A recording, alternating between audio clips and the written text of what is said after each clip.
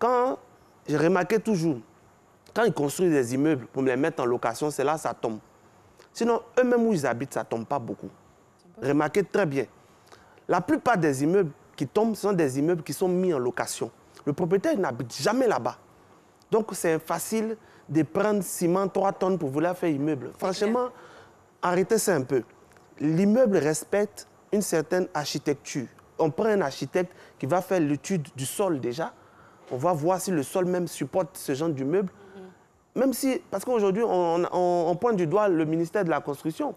Mais il ne faut pas tout de suite pointer du doigt le ministère de la Construction, parce que c'est comme un accident. Quand on fait un accident, on ne dit pas que c'est le ministère des Transports qui est coupable. On dit que c'est le chauffeur qui n'a pas fait sa visite ou c'est le chauffeur qui était imprudent. C'est la même chose pour les logements. Vous avez l'entière responsabilité des logements que vous construisez.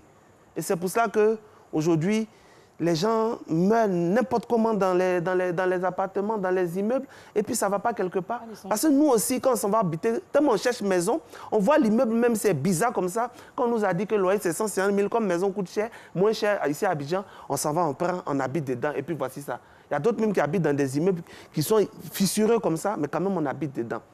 Tu interpelles les bailleurs, ils ne font rien. Franchement, il faut que ça s'arrête. Parce que les gens vont continuer à mourir, vous allez continuer à percevoir votre argent. Tant qu'on n'a pas soulevé quelqu'un pour mettre en prison, ou bien pour chicoter dans ce pays-là, ça ne va pas s'arrêter. Donc, franchement, je tenais à dire ceci.